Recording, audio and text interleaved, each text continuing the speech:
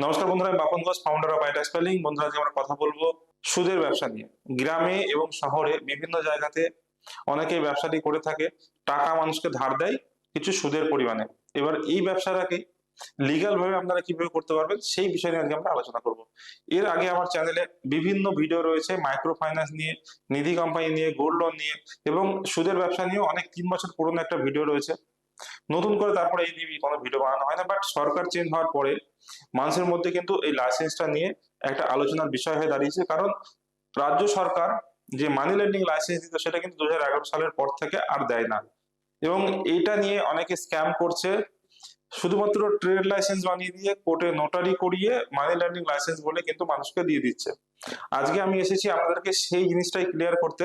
আপনারা যদি এই যে কাজটা করছেন, মানুষকে টাকা দিচ্ছেন সুদের বিনিময়ে এবং তার কাছ থেকে মান্থলি একটা ইন্টারেস্ট নিচ্ছেন বা একসঙ্গে সুদ এবং আসল ফেরত নিচ্ছেন, সেইটাকে আপনি লিগালি সরকারি উপায়ে সরকারি লাইসেন্স নিয়ে বৈধভাবে কিভাবে আপনি কাজ করতে পারেন। কারণ সমস্যায় হয়, অনেক সময় দেখা যায় শুধু লাইসেন্স বা সরকারের প্রবলেম না, কাউকে টাকা ধার দেবার পরে সে টাকা শোধ করতে চায় না, এবং যখন তাকে প্রেসার ক্রিয়েট করা হয় একটা সময় গিয়ে, সে বলে তোর তো কোনো লাইসেন্স নাই, তুই তো টাকা দিয়ে সুদ নিচ্ছিস, আমি থানায় কেস করব, কোর্টে কেস করবো, তোকে টাকা দেবো না, তুই কি করবি করে নে।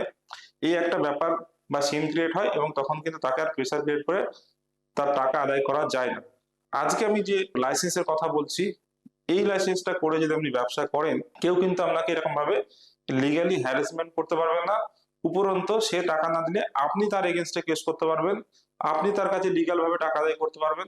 তার কাছে টাকা চাইতে আপনাকে যেতে হবে না, সে নিজে এসে আপনাকে টাকা দিয়ে যাবে। তো চলুন ভিডিওটা আমরা শুরু করি। শুরু করার আগে যারা চ্যানেলে নতুন তারা চ্যানেলটি অবশ্যই সাবস্ক্রাইব করে নেবেন, আর যদি ভিডিওটি ভালো লাগে অবশ্যই লাইক করবেন, আর অবশ্যই এই ভিডিওটি শেয়ার করবেন তাদের সঙ্গে যাদের এই টাইপের লাইসেন্সের দরকার আছে বা তারা এই টাইপের ব্যবসা করে অথচ জানে না কিভাবে লাইসেন্স করতে হয় বা কি লাইসেন্স করা যায়। তো আমি যে লাইসেন্সটার কথা আজকে আপনাদেরকে বলছি, এটাকে অনেকে মাইক্রো ফাইন্যান্স বা সেকশন 8 মাইক্রো ফাইন্যান্সও বলে থাকে। এই লাইসেন্সটি করতে গেলে বিশেষ কিছু এডুকেশন কোয়ালিফিকেশনের দরকার হয় না, সিগনেচার করতে পারলেই হয়। যে কোনো ব্যক্তি ভারতীয় নাগরিক হলেই আপনার এই কোম্পানিটি করতে পারে। কোম্পানিটি করতে গেলে মিনিমাম দুজন লাগে, দুজন ডাইরেক্টর লাগে কোম্পানির ভাষাতে। বাবা মা ভাই বোন বাড়ির যে কেউ ব্লাড রিলেশনের হলেও তারা দুজন মিলে একসঙ্গে এই কোম্পানিটি ফরমেশন করতে পারে। কোম্পানিটি ফরমেশন করার জন্য বিশেষ কিছু ডকুমেন্টস ও লাগে না। বেসিক কেওয়াইসি আমাদের প্রত্যেকের কাছে যেমন ডকুমেন্টস রয়েছে, Aadhaar card, PAN card, mobile number, mail ID, passport size photo আর ব্যাংক স্টেটমেন্ট, আর আপনাকে একটা অফিস দেখাতে হবে, সেটা আপনার বাড়িটাও অফিস হিসাবে আপনি দেখাতে পারেন। তার ইলেকট্রিক বিল আপনাকে জমা করতে হবে। বেশি সময়ও লাগে না, 30 থেকে 45 দিন আপনার সময় লাগে কোম্পানিটি রেজিস্ট্রেশন করতে। রেজিস্ট্রেশন খরচার যদি আপনাকে কথা বলা হয়, মোটামুটি 1,40,000 থেকে 1.5 লাখের মতো খরচ হয়। সেটা ডিপেন্ড করে কোন কনসালটেন্সি এবং কি সার্ভিস আপনাকে প্রোভাইড করছে। এই অ্যামাউন্টে যেটা বললাম, এটা আজকের ডেটে এবং আজকের ডেট অনুযায়ী আমি আপনাকে বলবো অ্যাপ্রক্সিমেট একটা খরচা। এর বেশি কম হতে পারে আপনার সার্ভিসের উপর নির্ভর করে, কারণ এখানে অনেকগুলো সার্ভিস অ্যাড হয়, যেগুলো আমি এই ভিডিওতে বলতে গেলে আপনার ভিডিওটি অনেক লম্বা হয়ে যাবে।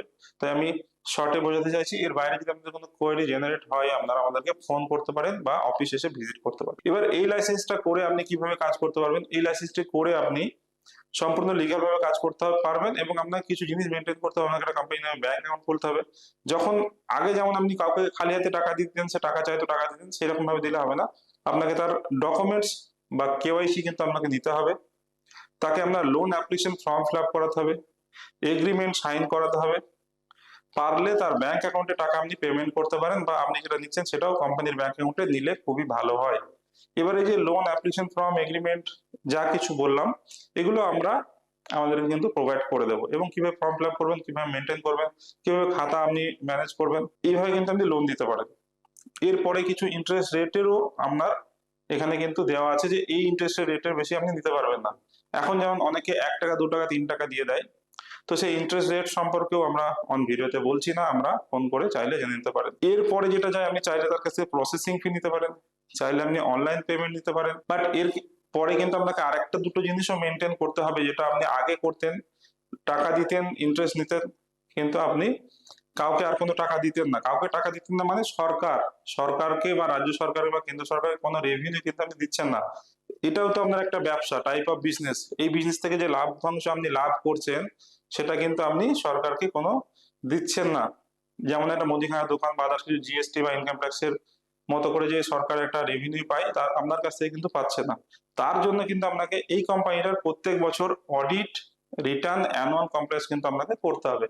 সেখানেও মোটামুটি আমি আপনাকে বলছি 30 থেকে 35 হাজার টাকা ইয়ারলি কিন্তু আপনার মেনটেনেন্স খরচা যাবে। এর বাইরে কস্টিং যদি বলা হয় আর কোনো কস্টিং নেই। এবার যদি আপনার বিজনেস অনেক বড় আকারের হয় সেক্ষেত্রে লাভ্যাংশ যদি বেশি হয় আপনাকে ইনকাম ট্যাক্স দিলেও দিতে হতে পারে, খরচ খরচা বাদ দিয়ে নেট প্রফিটের উপরে। দেখা গেল আপনার 2 লাখ টাকা টোটাল প্রফিট হয়েছে, সেখান থেকে অফিস খরচ, এই যেমন বললাম অডিটের খরচ 35 হাজার টাকা, সমস্ত কিছু খরচ বাদ দিয়ে যে লাভটুকু আপনার কাছে থাকবে সেই লাভটুকুর উপরে আপনাকে কিন্তু ইনকাম ট্যাক্স দিতে হতে পারে। মোটামুটি আপনাকে আমি বোঝাতে পারলাম যে কোম্পানি রেজিস্ট্রেশন থেকে শুরু করে কিভাবে ব্যবসা করা যায়।